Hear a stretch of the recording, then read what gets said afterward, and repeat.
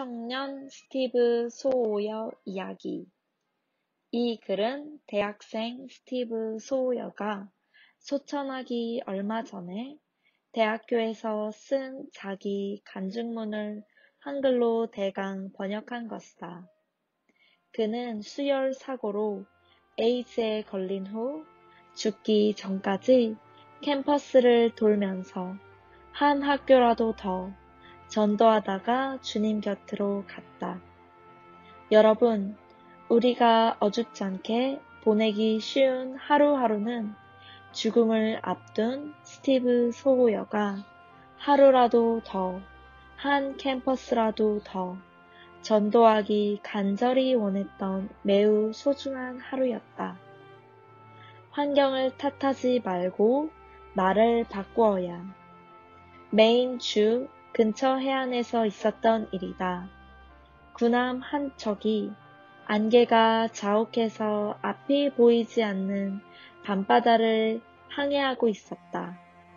그 밤에 하얀 불빛이 그 군함 정면으로 다가오고 있었다.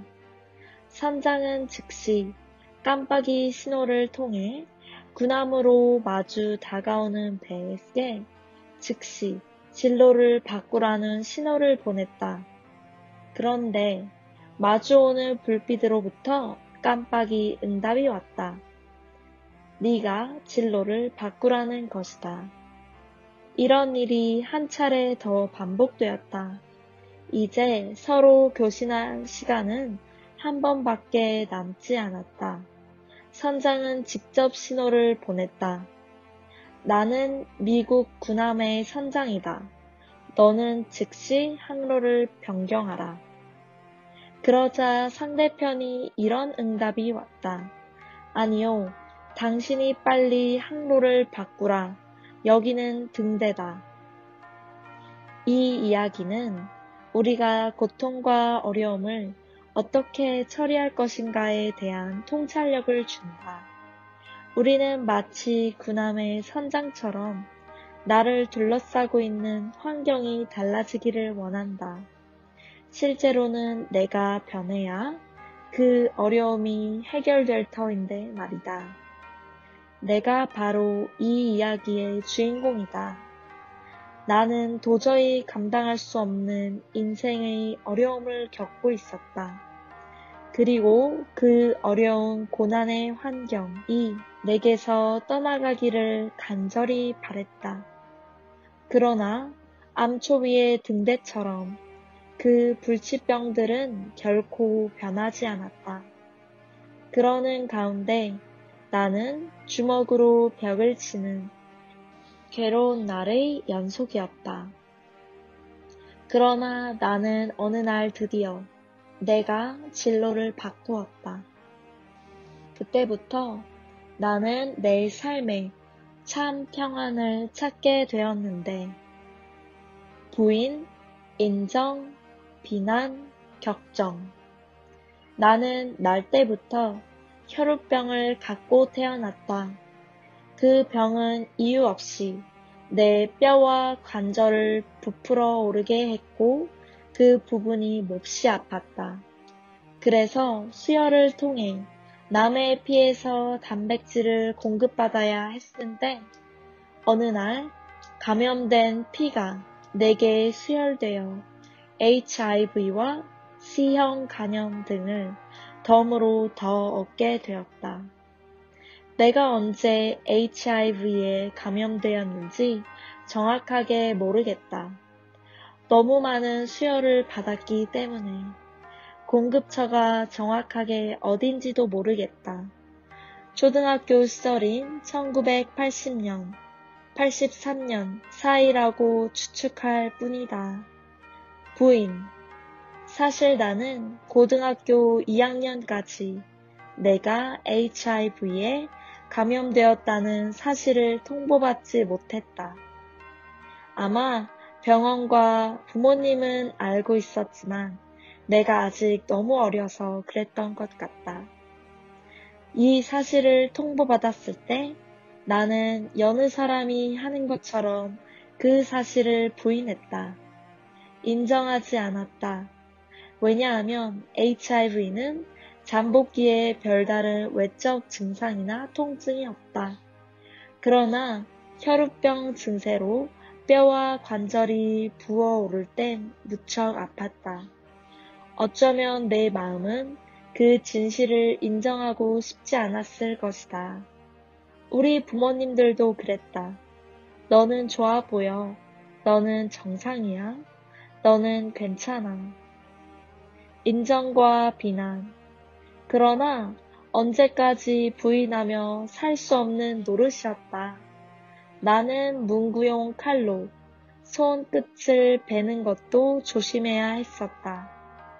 또한 자칫 잘못하면 에이즈를 다른 사람에게 내가 감염시킬 수도 있었다.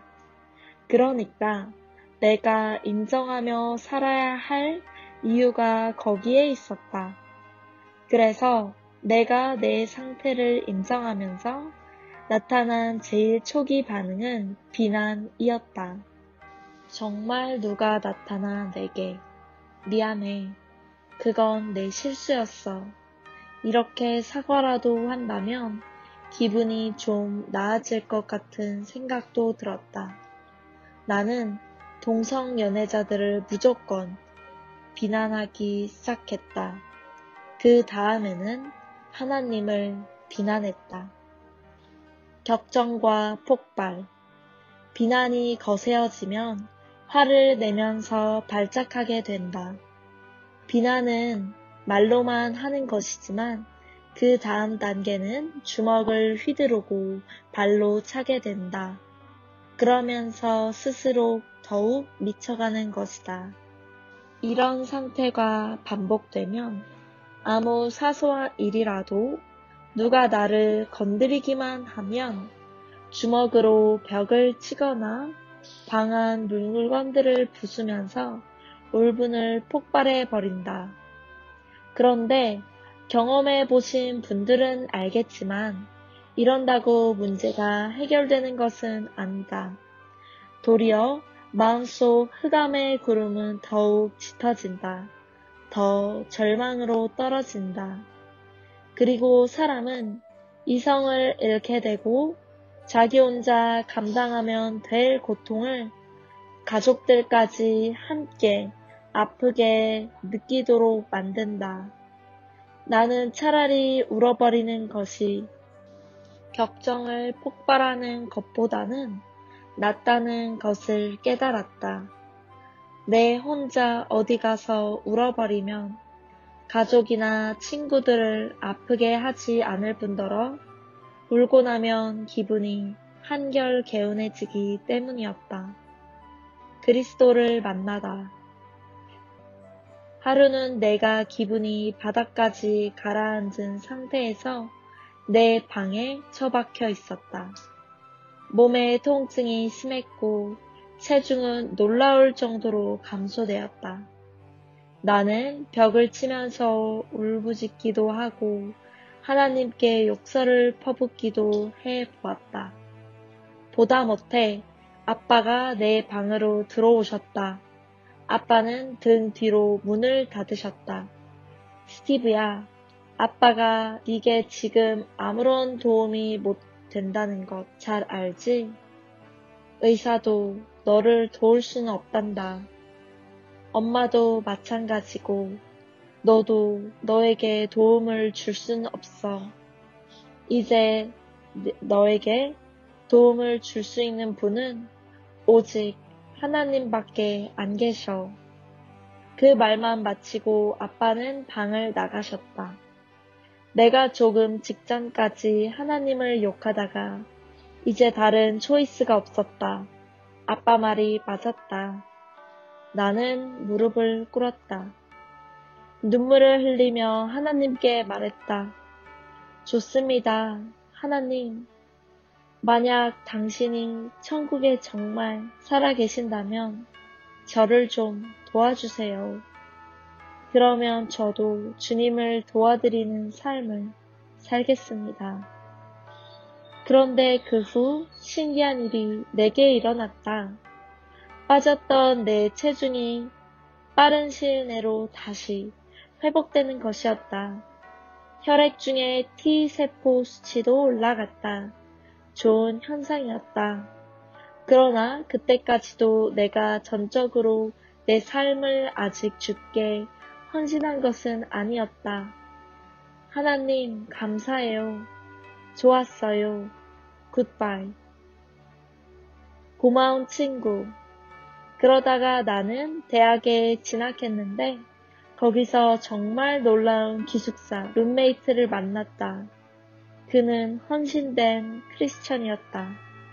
내가 그 친구를 만나기 전에 가졌던 크리스천에 대한 이미지는 겉으로만 경건하지만 속으론 속물이며 남에게 도움을 베풀지만 오만하며 남을 정죄하기 잘하는 그런 부정적인 이미지였다. 그런데 내 룸메이트는 달랐다. 나는 그 친구를 통해 복음을 듣게 되었다. 내 인생의 처음이었다. 죄인을 거저 용서해 주시는 은혜가 무엇인지 깨닫게 되었다. 그 일은 친구와 내가 바닷가에 놀러가서 친구가 거기서 만난 어떤 낯선 청년에게 복음을 전하는데 나는 그 곁에서 끼어서 복음을 들을 때 일어났다. 그리고 친구가 그 낯선 청년에게 영접 기도를 인도하는데 나도 끼어서 내 마음속으로 그 영접 기도를 따라했다. 바로 그 순간부터 내 삶은 전혀 새로운 시각을 갖게 됐다. 그날부터 나는 잘 때, 다음날 내가 살아서 깰까 걱정을 하지 않게 되었다. 편안히 잠들 수 있게 되었다. 나는 죽음을 두려워하지 않게 되었다. 죽음은 끝이 아니며 어떤 컴컴함 속에서 영원히 지내는 것이 아님을 깨달았기 때문이다. 아니, 하나님의 놀라운 사랑이 충만한 곳에서 영원히 지내는 곳이다. 그래서 나는 죽음을 더 이상 놀라워 두려워 않게 되었다. 그때 당시 우리 부모님도 그리스도를 영접했다. 아마 나 때문에 많이 괴로움을 겪으시고 기도하시다가 그렇게 된 것 같다. 그래서 부모님은 내가 약 6개월 정도밖에 더 살지 못한다는 사실을 알면서도 나를 멀리 떨어진 대학 기숙사에 보내시는 용기가 있었다. 여러분, 자기 자녀가 불치병으로 죽어가는데 부모가 아무것도 해줄 수 없는 무능한 존재임을 깨달을 때 그 곁에서 그것을 지켜보아야 하는 그 부모 심정 얼마나 무너지겠는가. 그렇다. 인간은 여러 면에서 무능하다. 우리가 할 수 있는 한 가지 일은 오직 그리스도께 모든 것을 의탁하는 것뿐이다. 한 학교라도 더 복음 전파자의 삶을 살다. 전도 초청. 이 강당에 모인 여러분, 여러분이 만약 에이즈 치료법을 알고 있다면 나 같은 환자에게 가르쳐 줄 것이다. 내 앞에서 가만히 입 닫고 침묵하지 않을 것이다. 나도 마찬가지다. 나는 사람이 죄를 용서받고 영생에 이르는 길을 알고 있다. 그래서 이곳에 찾아왔다. 가만히 있을 수 없어서다. 여러분, 살다 보면 사람이 자기 힘으로 도저히 어찌할 수 없는 일들을 만난다. 그때 주저 말고 주님을 찾으시기 바란다. 벽을 치고 원망하고 격노하고 울지 마시라. 그리스도를 자기 마음에 영접하는 기도를 지금 나를 따라 해 주시기 바란다. 당신이 정말 신실한 마음으로 이 기도를 드렸다면 이제 당신은 하나님과의 관계가 새롭게 시작된 것이다. 이제 이 관계는 매일 성장되어야 한다. 한 학교라도 더. 자기의 최후가 점점 가까워지자 스티브 소요여가 그 마지막 소중한 시간들에 가장 원하는 것은 한 학교라도 더, just one more campus 였다. 그렇다. 스티브 소요여가 어쩌면 그런 불치병을 아무 이유 없이 얻게 된 것도 그를 캠퍼스 복음 전파자로 불러 쓰시기 위한 하나님의 섭리였는지도 모른다. 캠퍼스를 다니며 버려진 영혼들을 구하시려고 하나님은 그에게 남들이 가지 못하는 어려운 인생 항로를 겪게 하셨다. 이 사실을 깨달은 스티브 소우연은 한 학교라도 더를 외치면서 하루하루를 치열하고 필사적으로 살다가 1999년 3월 13일 주님 곁으로 부르심을 받았다. 여러분, 우리가 헛되이 탄식하며 원망하며 보내는 하루하루는 스티브 소우여 같은 사람들의 간절히 원했던 하루라도 더 였다.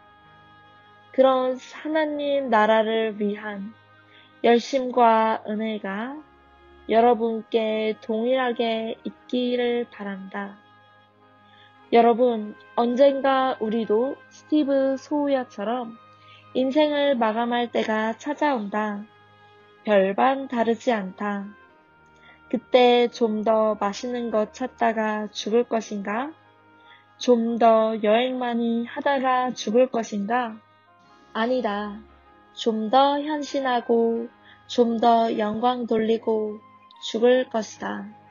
좀 더 전도하고 죽을 것이다. 그렇다면 젊어서 지금부터 해야 되지 않겠는가? 죽기 직전에만 할 것인가? 아멘.